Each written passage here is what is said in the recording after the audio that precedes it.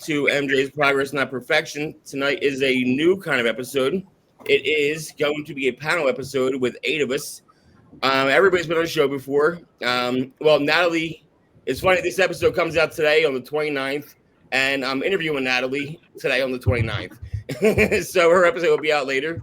But she wanted to join in. Well, I needed her to join in, and she gracefully hopped up, so thank you. Everybody else had been here before. Ashlee, the most seasoned veteran with 10 visits now, is your 10th time on the show now. And Matty, this is like your 3rd time we've sat down talking. Mykee, you've been on like 4 or 5 times between the shows. I'm JD, and I'm your host. We're going to do a panel episode. I have a bunch of questions lined up. I first want, I know who everybody is pretty well by now. But I feel like everyone, let's start with something easy. Let's see here. Where is it? I'm all over the place in my notes. I'm just going to start here. All right. We're going to go around. We're me, we're going to go Matt, Ashlee, Natalie, and then jump down to Yossi, and then back over this way and back up to me. So, Matty, who are you? What is your recovery date? And do you work any type of program? Yeah. My name's Matthew Ignace. My sober date is June 7th, 2019, and I work a pretty diligent AA program. All right. Ashlee? We're not going to use last names, though. I can't take it out, but we're not going to use last names. My name's Ashlee. I am 34. I'm from Tiffin, Ohio. I do work a 12-step program, but I also partake in using cannabis as well. Yep, awesome. And Natalie? Hi, I'm Natalie. I live in California. My clean date is September 29th, 2024, about exactly a year ago, and I work a pretty diligent NA program. I just finished the 12 steps. I'm looking for sponsees now. And actually, this episode comes out today on your anniversary, so happy 1-year anniversary, Yep, Natalie. 1 year clean. Yeah. Yossi. My name is Yossi. I'm 35, and my sober date is November 28th, 2024. My current program, I'm slacking on, but typically it's kind of meetings. I haven't started 12 steps. I'm looking for a sponsor in order to do it. Mykee? I'm Mykee. I'm JD's wife. I'm 41 in Bloomsburg, Pennsylvania. My sober date is Leap Day, February 29th of 2020. And I work a pretty rigorous program of Recovery Dharma. My name's Jen. Clean date 7/5 of 22, July 5th, 22. I do work a 12-step program here in Iowa. Awesome. And Brittany? My name's Brittany. My sober date's November 15th, 2020. And I hesitate to call it a program. My toolbox is based out of the Bible and Jesus, so I do not work a 12-step program. You have mixed everything in here. I like that. Well, I kind of set up on purpose that way. And everyone knows I'm JD. I'm an addict, and I do NA, and I do my podcast. That's how I do my recovery. And I'm in Bloomsburg, too. Mykee, how weird. Maybe we run into each other sometime. Now, for these open-ended questions, try to just be cognizant of the time. That's all. Maybe a couple minutes, 2 to 3 minutes. If it's a minute, it's a minute. I'm not going to be like, talk more. But if it's like 5-10 minutes, like, all right, play the music.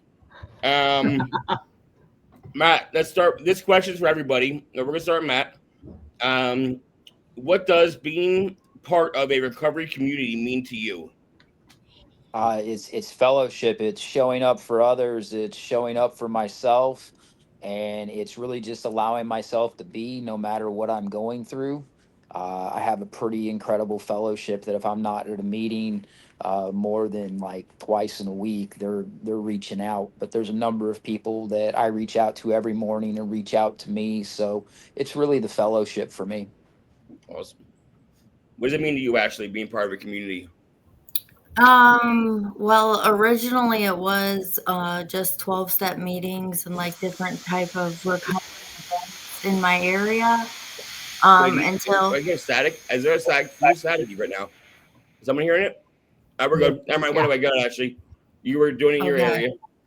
I hope it wasn't me. But so then when I came out that I was using cannabis, I've received a lot of pushback from people telling me that I'm not in recovery, that I'm still in active use, etc. So I've actually found myself stepping a lot from that recovery community, and I found my home with like harm reduction type people that have the type of beliefs that I have, that abstinence isn't for everybody, and whatever works for you is what works for you. So, I mean, it's very important to me. Like, I do nonprofit work, giving out Narcan and everything else. So, like, I just like to be there for anybody. Yeah. And I agree. And everyone, don't, if everyone wants to chime in, you can do that too. It's not me. You can crosstalk here. When we met, actually, I was using cannabis. But then I eventually quit, and I still support it. We just did an episode on stigmas a couple weeks ago. I still support it. I just couldn't use it for myself anymore because I found myself using it all day, every day, and spending way too much money. And anybody that works at steps in here knows, my life became unmanageable for how much I was using it. But you're using it and you're not abusing it, and it's working for your recovery, then that's amazing. I applaud you for that. Because I couldn't do it. So I'm glad to see you can, because I know we've been friends for years now, and you're doing great with it. So congratulations. What about you, Natalie? First, what is it being a part of a recovery community? Well, for me, being a part of a recovery community is kind of what I was always looking for out there when I was using. It means constantly having a bunch of like-minded people in my phone that I could call or text and talk to about any issue, and maybe different ways of how to handle that issue if they've been through it before, if they haven't. It means having connections to people that are beyond the superficial, like I get this from them or I get that from them.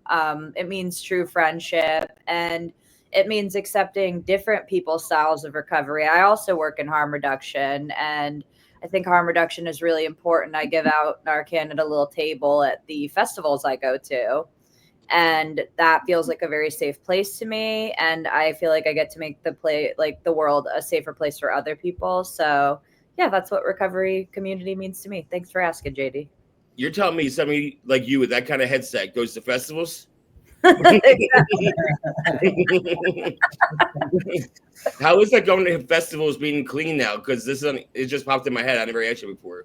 Well, that's a lot of time why I hang out around the harm reduction people, because they're not really into using like the heavier stuff. Okay. So I don't see a whole lot of that unless I'm helping someone out, having a bad trip or whatever. Or thankfully, I haven't had to administer Narcan yet in like that situation, but I'll be ready if I ever need to. So it's easy to hang out around those type of people. And then there's less like, I don't know, hardcore drug use going on right in front of you. Yeah, for sure. Thanks, Natalie. Yossi, what's it mean for you being part of a recovery community? Honestly, it's probably the place where I found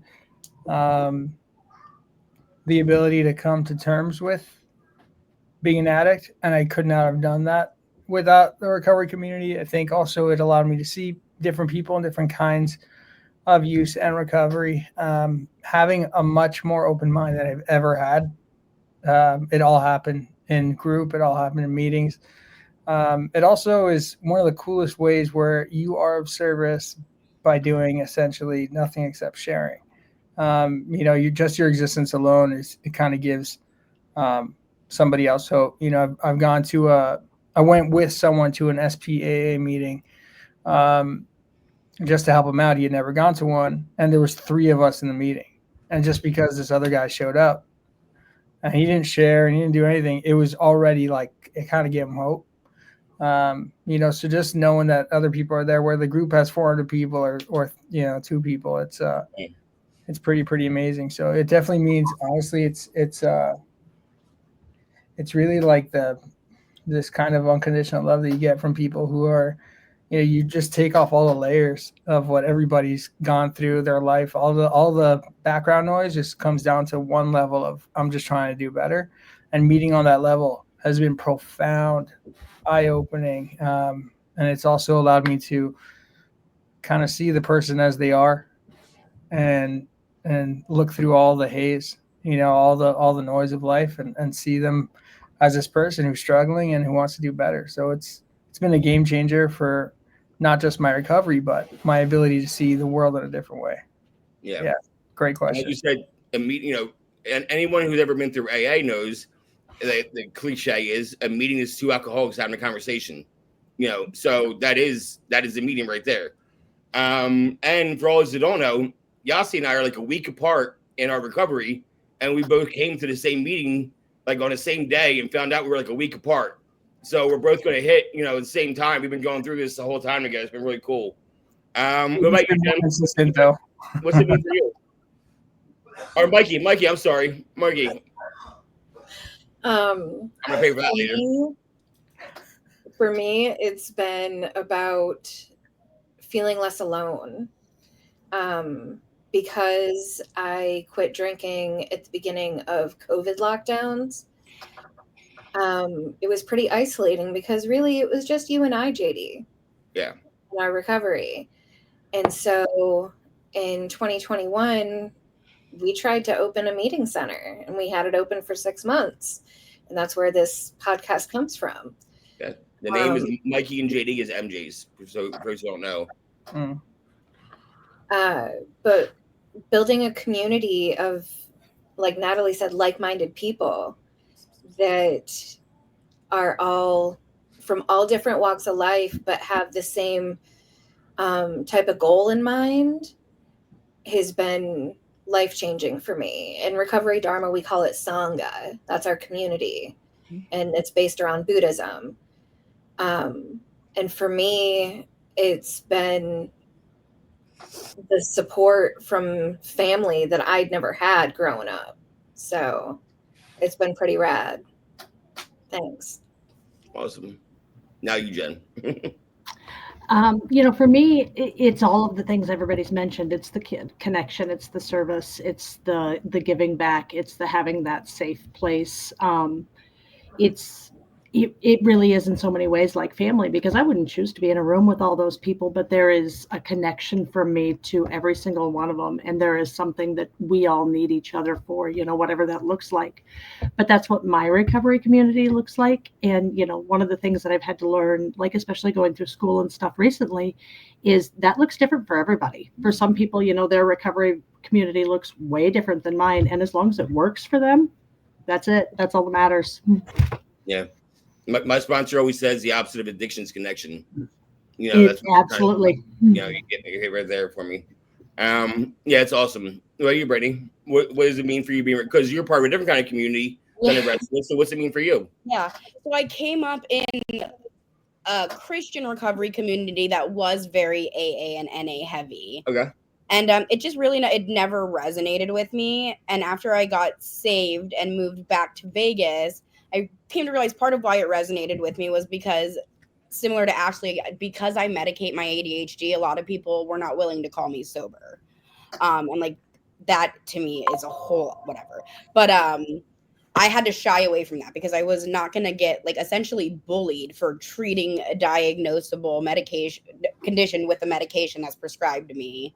So when I stepped away from that, my recovery community became like my pastor now, who's never suffered with substance abuse in his life, but will hear me out any day of the week and wants to know my opinion on these things. And my friends at the church that are handing out Narcan with me, who have never even looked at hard drugs in their lives, but they're hitting the streets with me and handing out Narcan because it's important to me. And it's what Jesus said to do, is to be his hands and feet and to go save people. So that's what we're trying to do.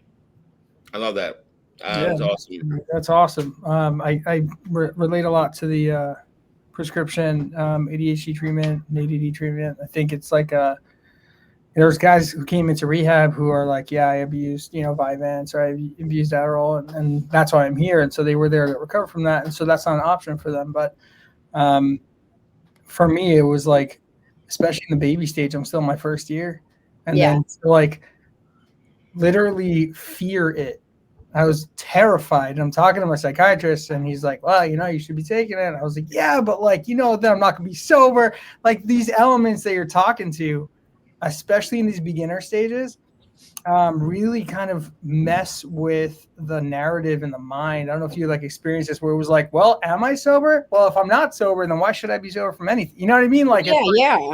Yeah. I'm And you got to prescribed run that back because I think know it- what I was doing. I was going to prison when I was not medicating my ADHD and doing it on my own terms. So these are vastly different results. Right. Well, this next one's going to be about kind of the end before we got clean or sober or in recovery. And Matty, what was your personal turning point the moment you knew you needed to make a change?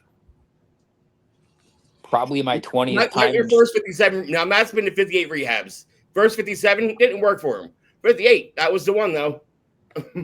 I would say my 20th time in treatment when I was willing to admit maybe I was an alcoholic or maybe I was an addict. I still wasn't there. I know that sounds ridiculous to people to sit in treatment 20 different times and not listen to what anybody's telling me or showing me.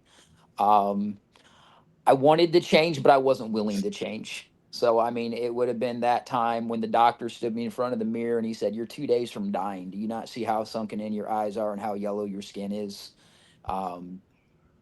That would be the point where I'd say something changed in my attitude of maybe I want this, but I wasn't willing yet. Yeah. What about you, Ashlee? What was the turning point for you where you knew you needed to make a change? Is my mic unmuted? Yeah, Okay. Okay. I began my recovery journey in 2017. That's the first time I ever really went all the way through a withdrawal and all that. But I've had a few relapses since then. And now that I'm thinking, when I first introduced myself, I did not say my recovery time this time. I began this recovery journey October 16th of 2023. So after having a year plus of recovery time, I've relapsed, I believe, about 3 times now. I knew that I was an addict, but I felt that I wasn't like everybody else. My end game was also always heroin, fentanyl, whatever you want to call it. But I would always begin slowly, like with pain pill or something, and nothing bad happened right away, and nobody knew. So, but now I feel like since this last relapse, and I feel like things happened so quickly, and like I said, every time I always ended back exactly where I wanted to be. So. Yeah, that's it. So what was the change then? What was the final straw this time? Being so involved in the recovery community. So when I relapse, it's more public and talked about. Oh, okay. And not wanting to have to deal with that. Yeah. Okay. What about you, Natalie? What was the turning point for you?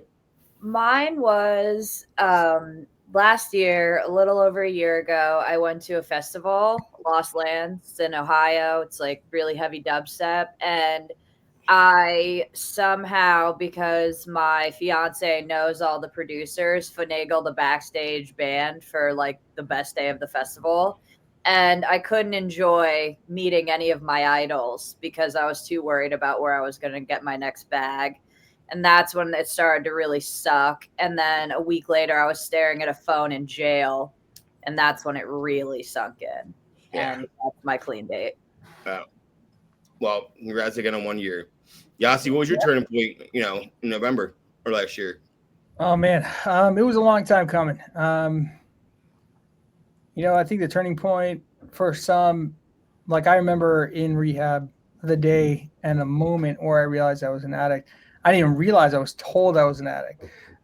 It was actually right before the high holidays a year ago. And somebody had called me, a family member, and he's like, dude, after a long conversation, he's like, dude, you're an addict. And I was like, don't you ever say that to me again. I have prescriptions. I have pain problems. Why would you say that? And I think it was just, having gone through cold turkey a bunch of times on my own. when you take a helicopter view on your use, especially in recovery, and you look at your habits as they were in use, and you're like, wow, I thought I wasn't an addict when I was literally like, everything was so thought out, and it was all revolved around use. I had to plan my travel date so I can go to the right doctors who could prescribe me the exact right company of the right painkiller, so then that way I would have a better feeling from it rather than the off brands or something. Like everything was just very addictive behavior. And so like these realizations were something that my wife picked up on. I was too embedded, man. She's in my blind spots. I was like, no, what are you talking about?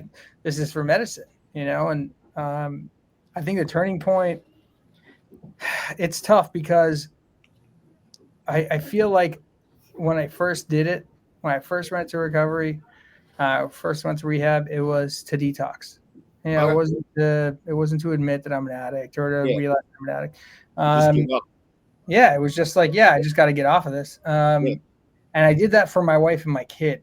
You know what I mean? So like those were like the turning points were like, all right, man, like you got to do this for them. You know what I mean? And then I think the turning point where I realized I'm an addict and I have to avoid this at all costs happened in recovery.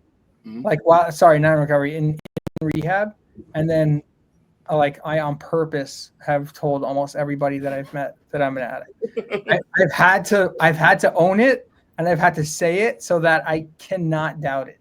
Yeah. I can't have any fluctuation of the idea. And then there's the last thing I think more on in terms of Brittany's approach, a spiritual approach was more my life had completely disconnected from intentional service to my higher power, to God. And when that happens, everything else will absolutely happen. You will start you will start doing terrible stuff. You become incredibly selfish. Everything is about how you feel, how you're going to feel. Everything revolves around that. So a huge turning point was also realizing I have zero spirituality in my life. I am full of myself. I have literally put myself in every window of my life. Mm-hmm. And that realization was like, all right, dude, enough. Like now you got to start recognizing why you're here. And these things kind of really punch out use. It's like you didn't come down here to use and abuse, Yep. Yeah. Mykee, what was your turning point on Leap Day, which is, I had a sober day for a while with you. And so I relapsed a couple of times. What was the turning point for you that Saturday morning? For me, it was the hangovers. Yeah. And the amount of money being spent. But I had tried to quit drinking months before that. Yeah. Sorry about that. I helped them relapse.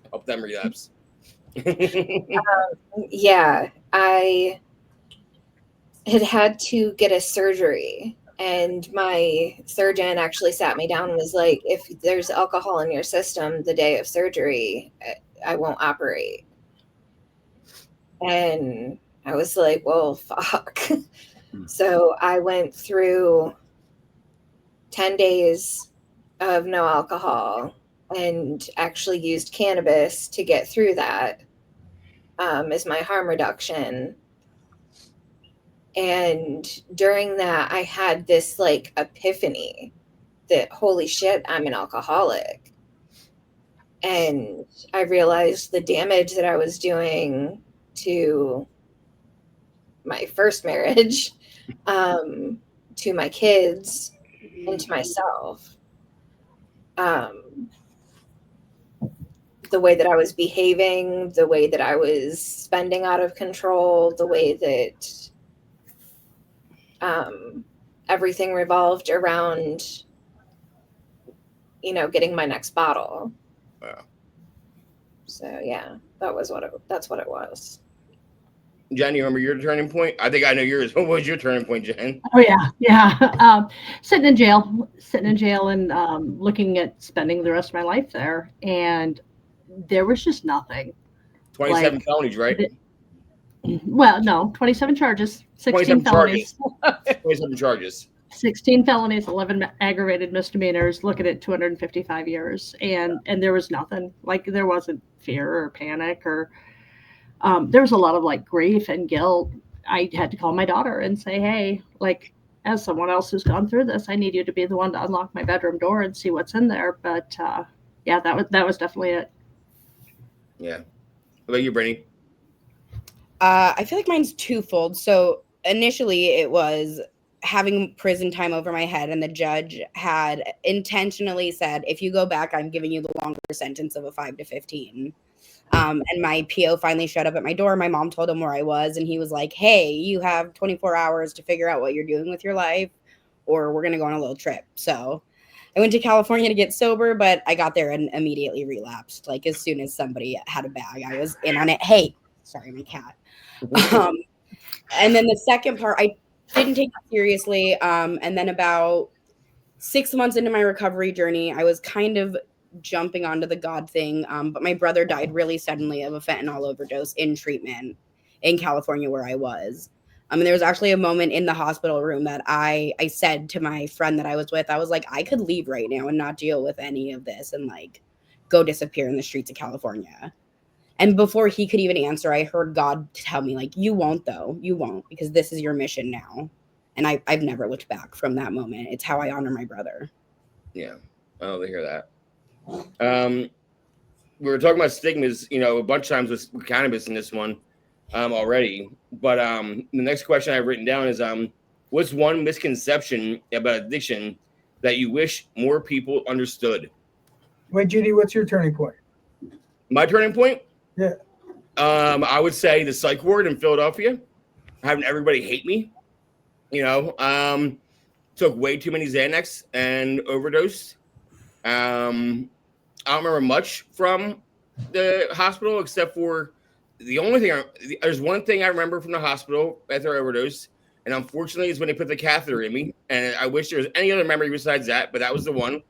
And talked to Mykee and agreed that I needed to, do something. And I was done with Xanax. But as everybody knows, there's two things that if you quit on the dime, you can die. And it's alcohol and it's Xanax. So I had to go spend a few days in the hospital to come off of a Xanax properly. And then when I was off of that, I went to the psych ward for a few days. And came back, and Mykee and I got right back into couples counseling. I started going to NA like crazy. I found my home group at 9 o'clock at night that I go to religiously every night, 7 days a week. I miss here and there. I'm not perfect. I definitely went 7 days a week for like 8 months straight. But that was definitely my turning point at this last time. I've had a bunch of turning points. It depends on which one we're talking about. But the most recent, and hopefully the last one, was definitely having my wife hate me, best friend hate me, son hate everyone hated me. It's a very uncomfortable feeling. I don't like that feeling. I don't want to feel that feeling again. But yeah, that was mine. What is the stigma that you wish? Basically, what is the stigma that you wish people didn't understand, Matt? Stopping's easy, staying stopped is hard, and judgment is the worst thing that can be done to an addict or an alcoholic or a mental health or trauma survivor, because the moment that takes place, they start self-judging themselves, and that is extremely unhelpful. My only job is to love people, and that's it. And wherever they're at, I choose to love them, however they're dealing with whatever they're going through.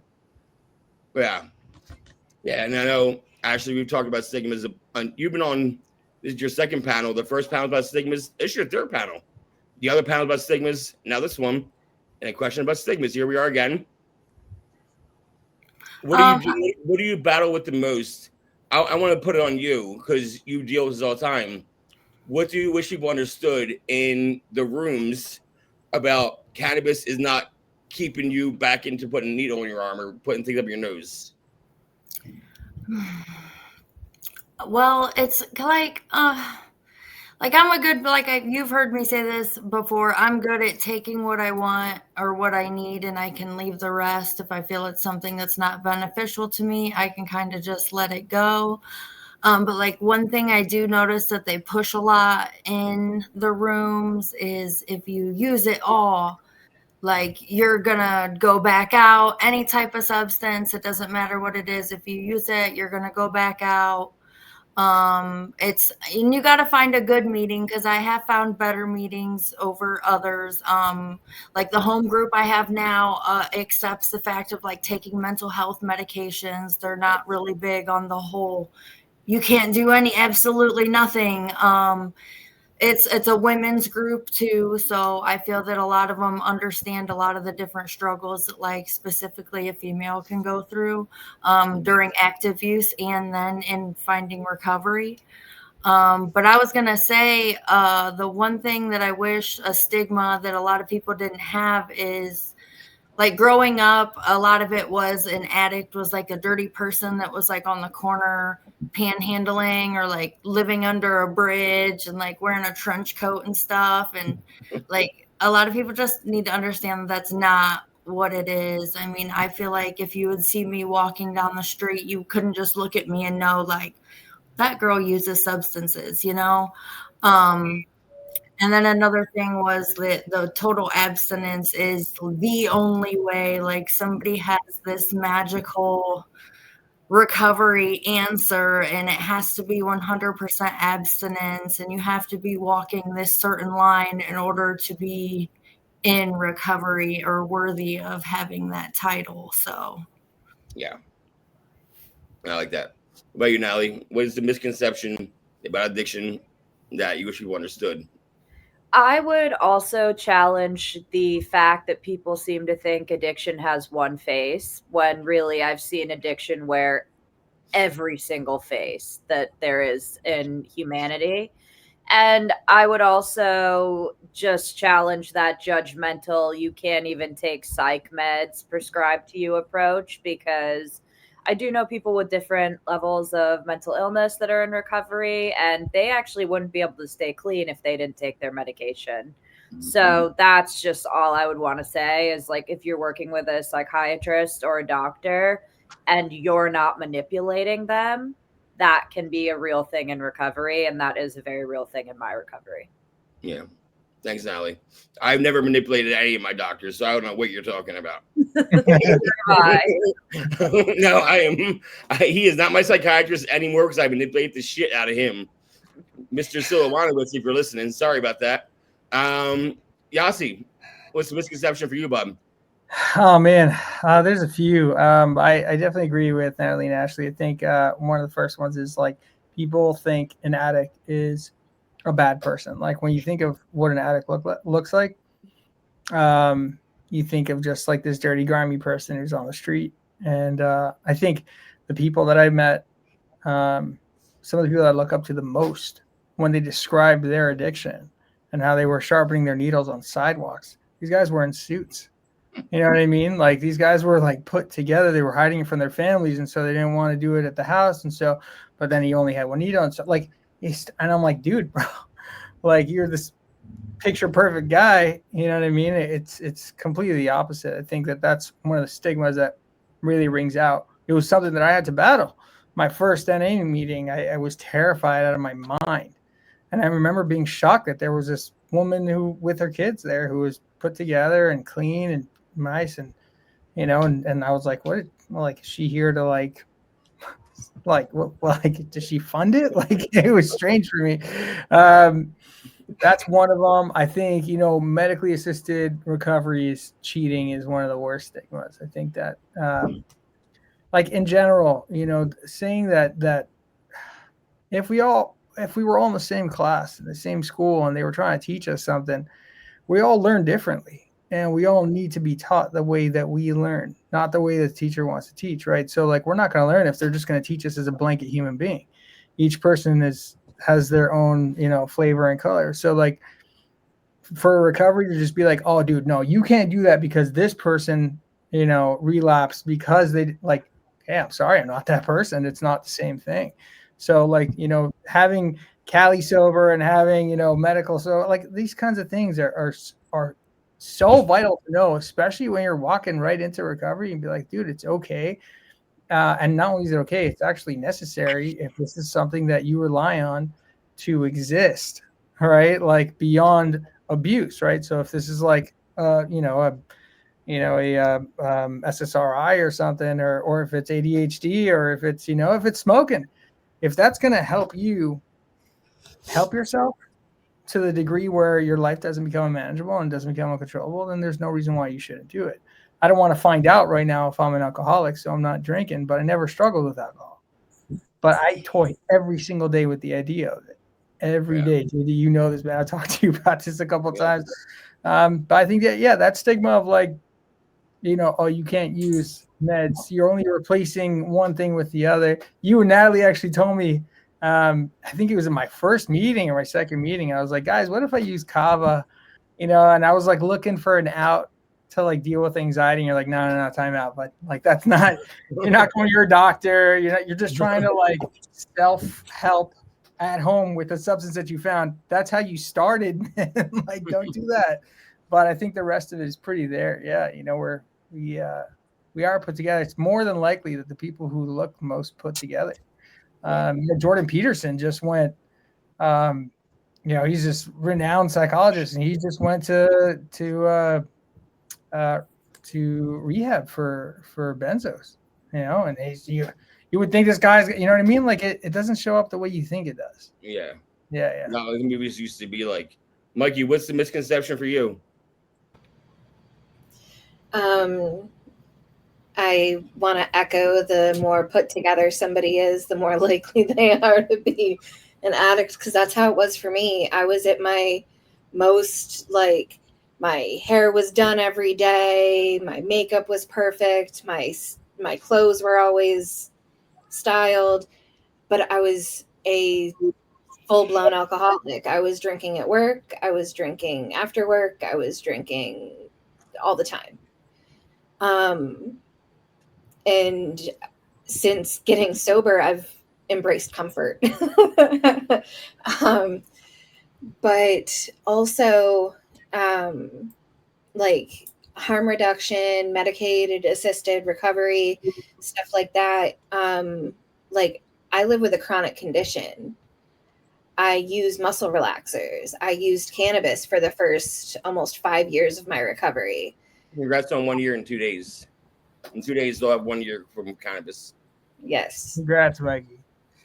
And I only did give up cannabis because with my Recovery Dharma, it wasn't something that I had to do. I got to the point where I wanted to expand my renunciation and challenge myself and my mindfulness to do things without the substance. So it was just like one more growth point, I felt like. And like, I don't regret the time that I used cannabis, because there's no way that I would have been able to quit drinking without it and stayed. You wouldn't have got through COVID without it. We wouldn't have got through COVID without it.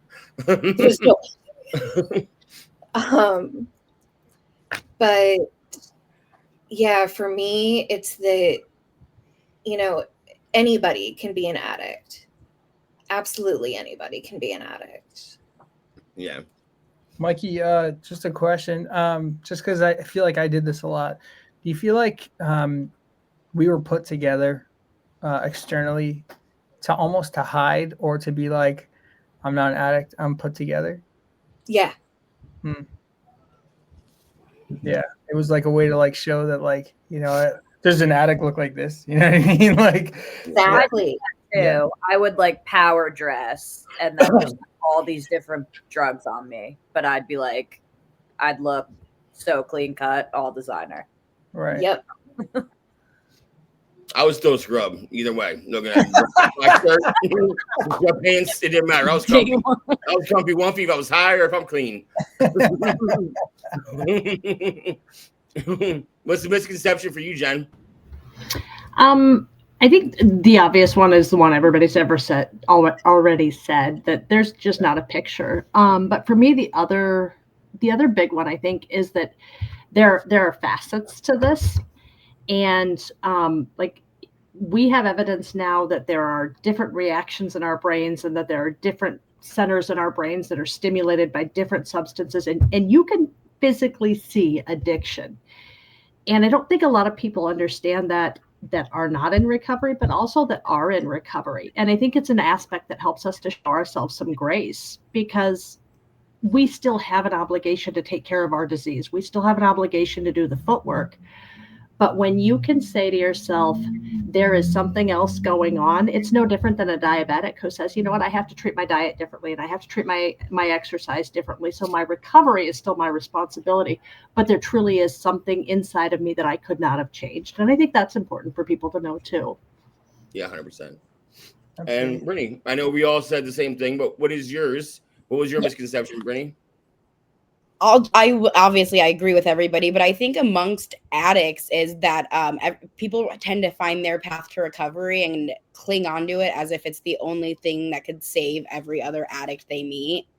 And I think just opening, really talking about all paths of recovery, and when you meet somebody struggling, not jumping in on your program only, like letting them know, like, hey, we can find something that works for you, as opposed to being like, this is my thing, so jump on in, bud.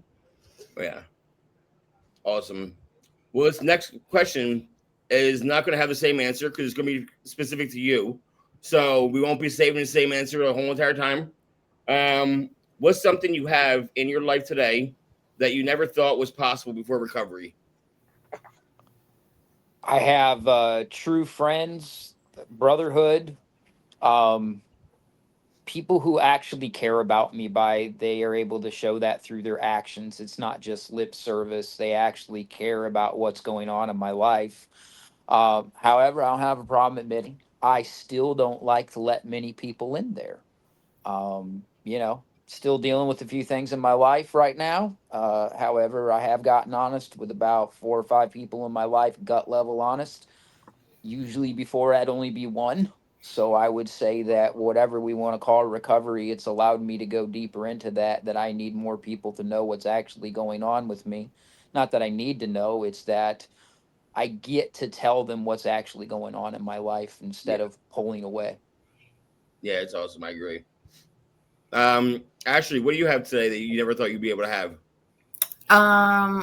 He's outside the door being so bad right now. So I would say number one, I never really wanted children or anything. I just wanted to worry about me, myself, and I. And I have a dog now that I've had for over 3 years. And it's somebody else that I have to make sure I'm coming home and I'm taking care of.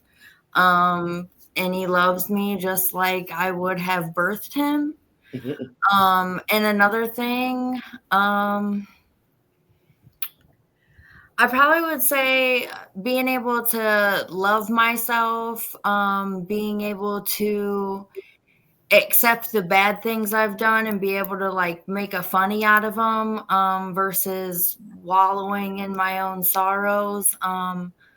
I know that a lot of the stuff I did was messed up, but I know that I wouldn't do that stuff if I was in the right mind. So I'm glad that I kept my sense of humor. Natalie, what do you think?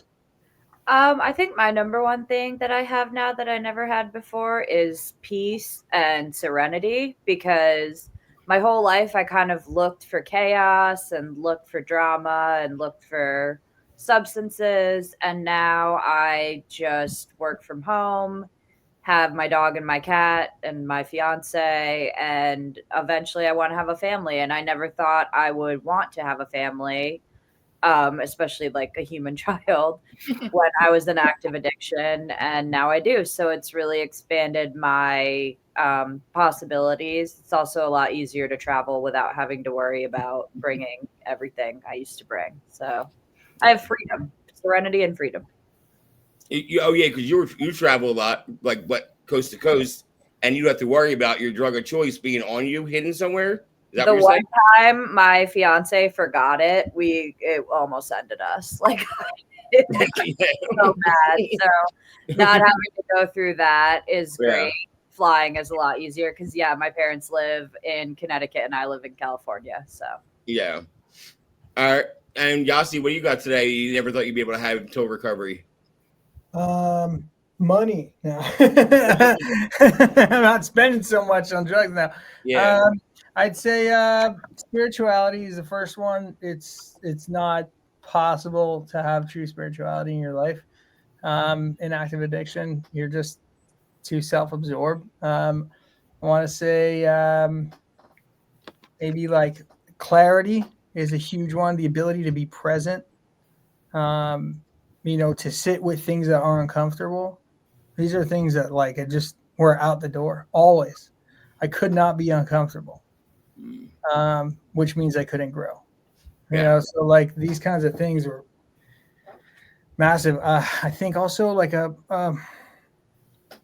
you could have a family in the statement of having a family, but your family can't have you. And my family can have me, and that means that I have a family. Like with just my wife and just knowing what recovery and sobriety did to me did to my wife. I don't know why I didn't do it sooner. It's kind of crazy how like it also really shows you the impact that you have on people's lives when something that you do for yourself, what it does to them. You're like, damn, really? I'm that big of a person in your life. It's really empowering, because I think one of the things I battled with the most is, am I even worth it? And then you just do this, and it's like, so there's the awareness and intention, things that like I couldn't achieve before. I didn't have awareness. I couldn't have any intention, anything at all. There was zero ability to be like, you know what, my intention here is to expand spiritually, or my intention here is to be kind. There was nothing. It was just a flat line emotionally. So while, it's the first thing I was told when I walked into rehab, the first thing the nurse told me, because I was shaking, and she's like, well, the good news is you get your feelings back, and the bad news is you get your feelings back. Yeah. That's literally the truth. Like, getting my feelings back was probably, I think, the biggest hurdle, but it's also the biggest blessing. So yeah, that's just a couple of things. Thanks, bud. Mykee, what about you? What's something you thought you have today you never thought you would? Self-respect has been something that, like, I grew up the youngest of 5 with an alcoholic mom, never really knew my real dad. With my history of abuse and everything, I just thought that I was fucking worthless. And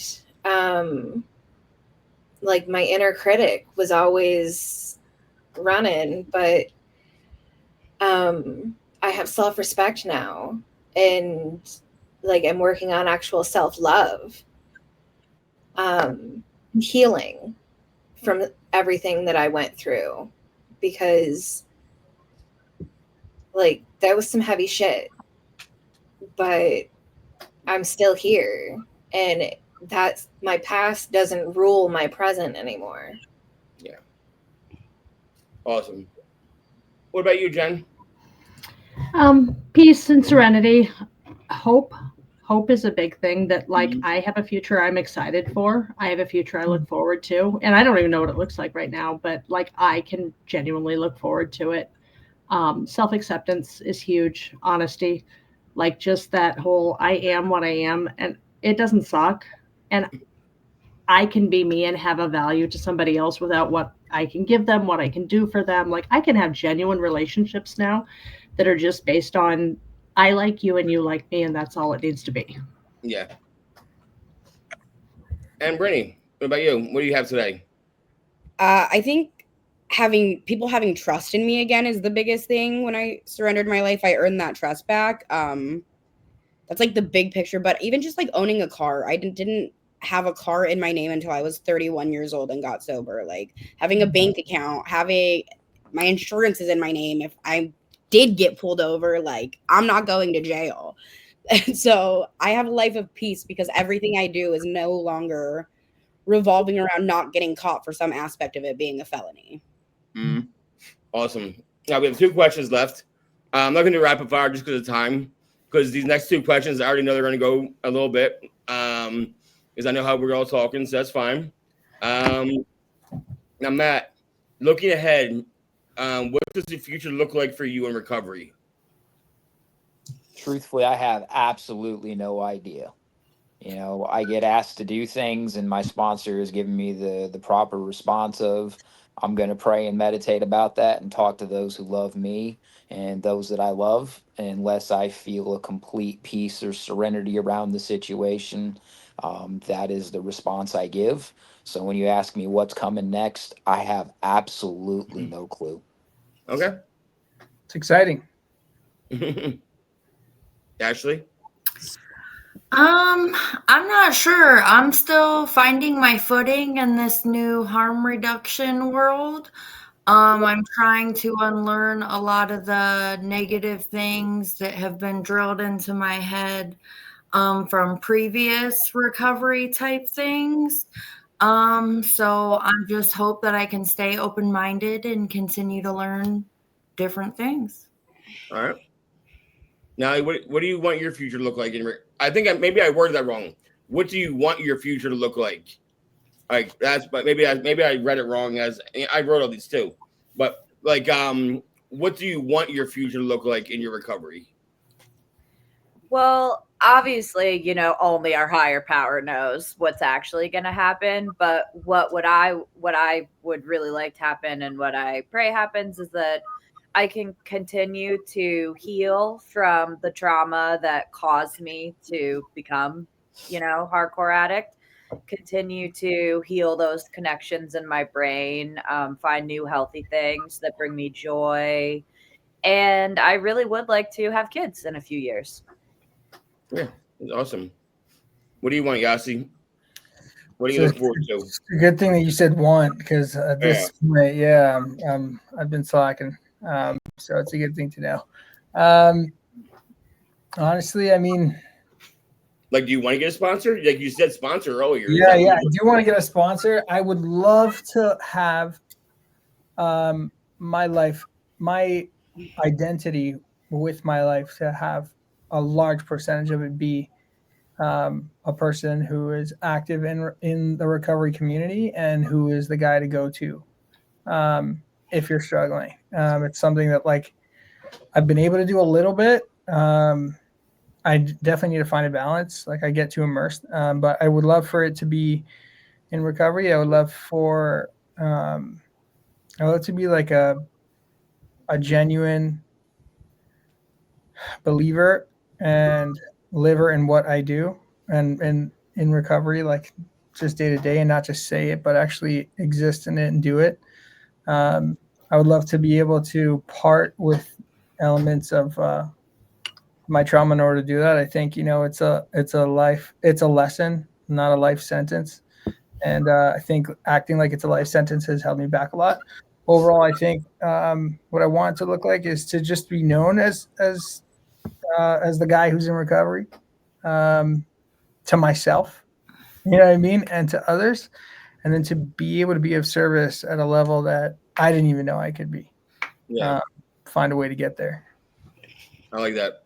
And Mykee, no, I'll spoil it because I'm really proud of you, because Recovery Dharma, I remember when you started getting into it, you were like, going here and there, and like now you're part of like the council. Like, I'm very proud of that. Like, you know what I mean? Like, higher up. And like, so like, what do you want out of like your like going forward with that Recovery Dharma?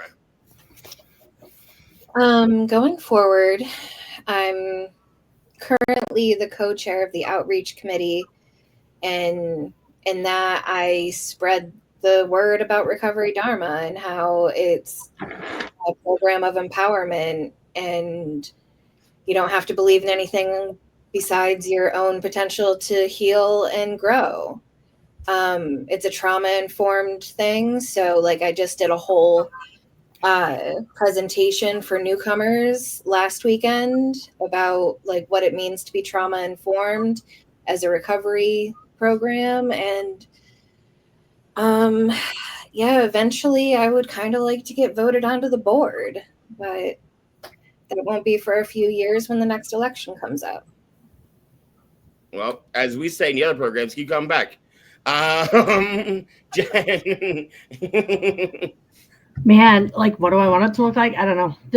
I would just want the journey to continue, continued peace, spending time with the family, that grandbaby. Wasn't it you that I talked to? Because I talked to a lot of people, bear with me. Wasn't it you that left the rooms for a minute because of an old timer told you like you can't say this, and somebody told you fuck that? You can't say that? So, okay, yes, it was. Yes, it was me that left the rooms. No, it was not an old timer. Actually, it was a sponsor that told me that I couldn't discuss something that had happened to me in the rooms. You can tell them. We have time. What happened?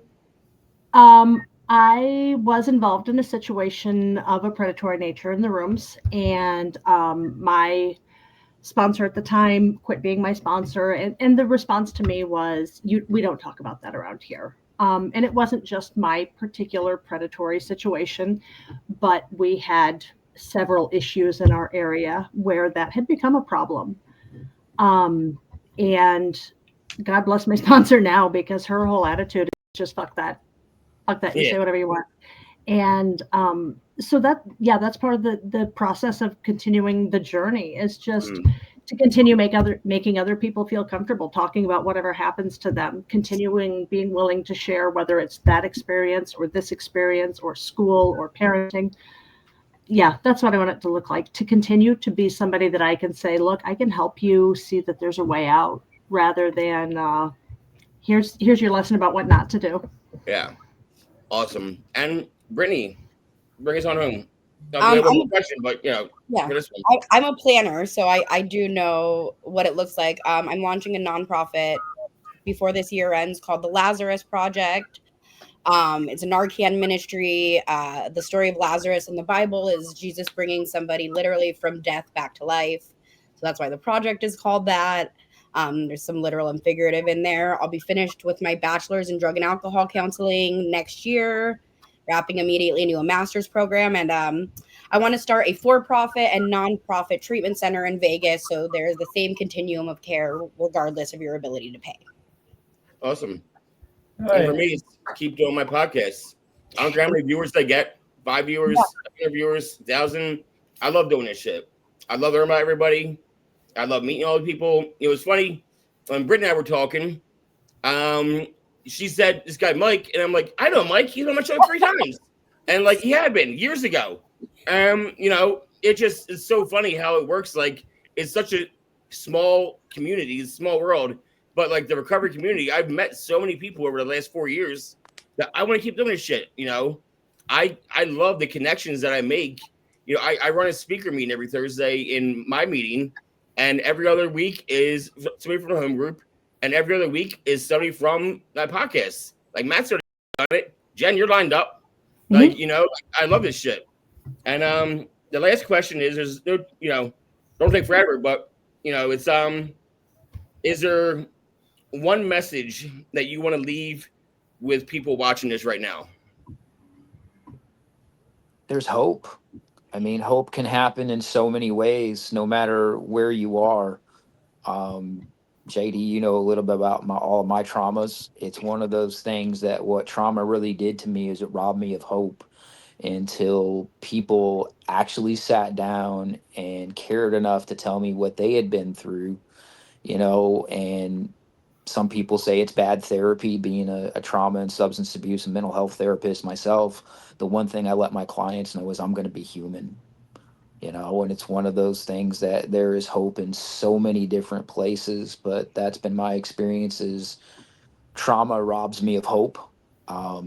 It's really about how can I meet somebody where they're at and not tell them to join me where I'm at, but to give them compassion and to be with them in whatever they're going through, and not need to change whatever they're going through, to just be able to take a look at them and say, I see you, I hear you, I believe you, I'm here for you. Awesome. Ashlee, what do you want to leave people with?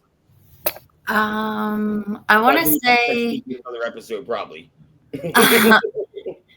be a hoe with your recovery, but not like literally.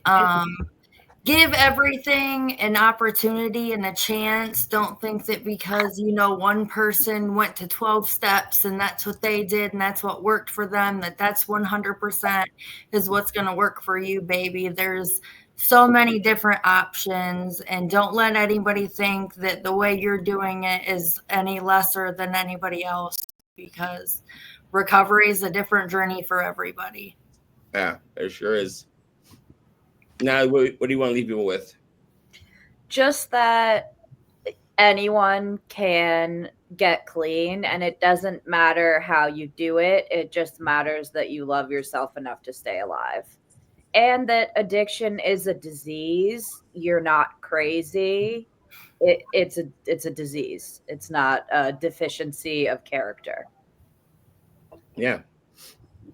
Yossi, what about you, bub? What do you want to leave people with?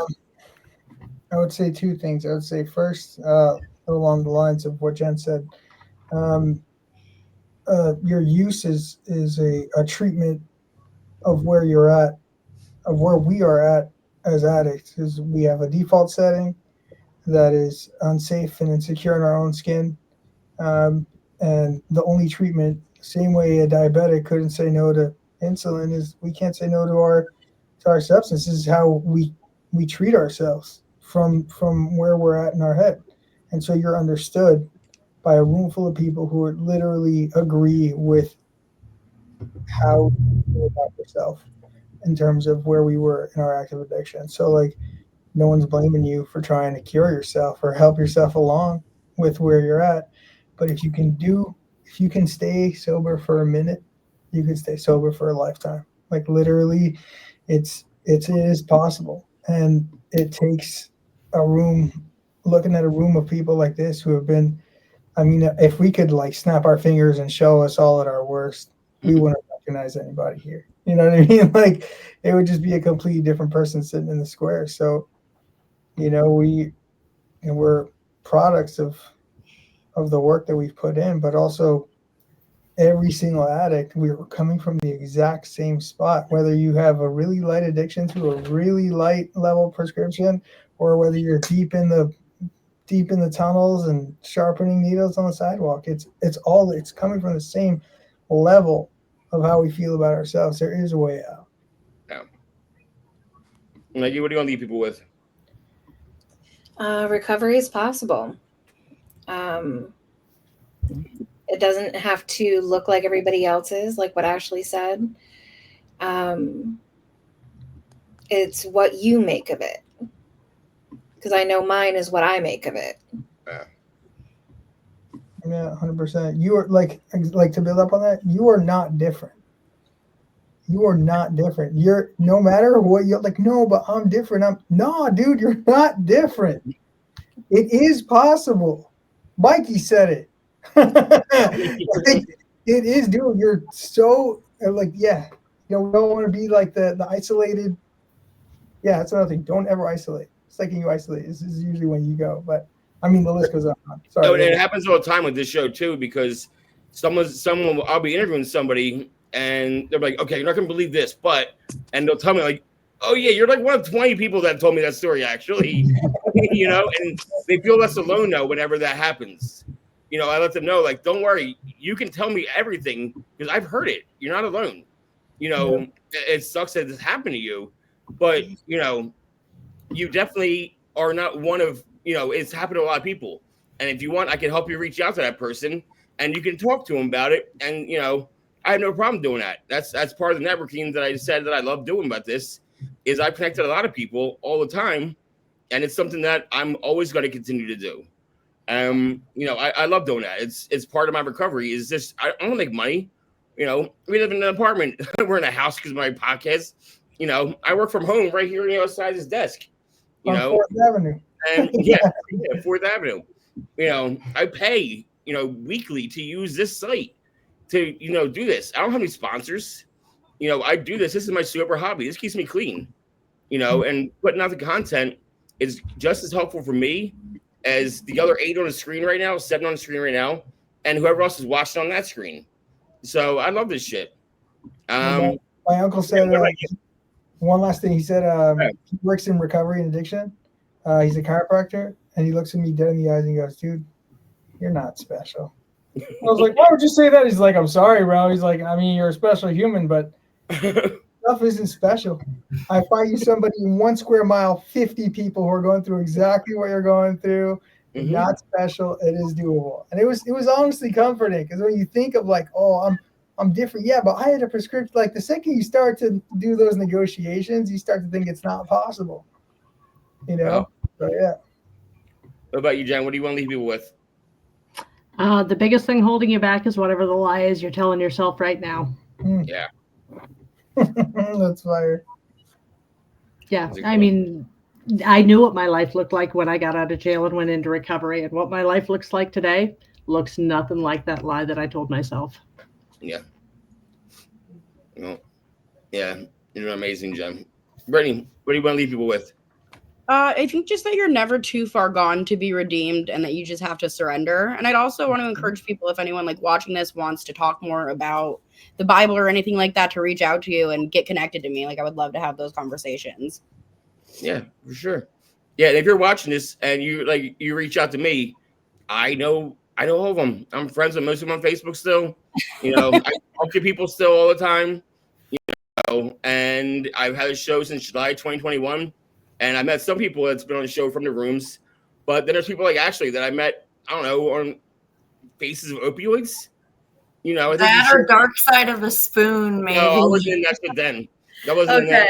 It was Faces of Opioids, and you posted before and after, and I was like, I want to hear your story. And then you did my show, and you're like, I want to do more. And then this is your 10th time, and we talk almost every day. So I love this shit. Thank you, everybody, for sitting down and talking. And I thought it was really cool that, I didn't know how I was going to go. I wrote down more questions knowing that I was to trim, but I figured I'd be more prepared than less prepared. So thank you for, sitting down and doing this with me. Because y'all keep me clean. And, I struggle all the time still. And it's because I get to talk to people and I reach out.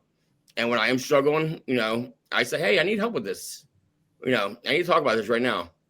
And luckily, I have a huge network from doing this that I can, I'm like, you know what? Matt has gone through this. He's the person I should talk to about this, and I can do that because I've made those connections. And, I'll end it with, like, what's always said to me, the opposite of addiction is connection, So thank you guys again so much. And yeah, Natalie, congrats on 1 year. And, awesome. Thanks for everybody. Thanks, JD. Thank you. JD, wonderful to meet all of you. Nice to see you, Yossi.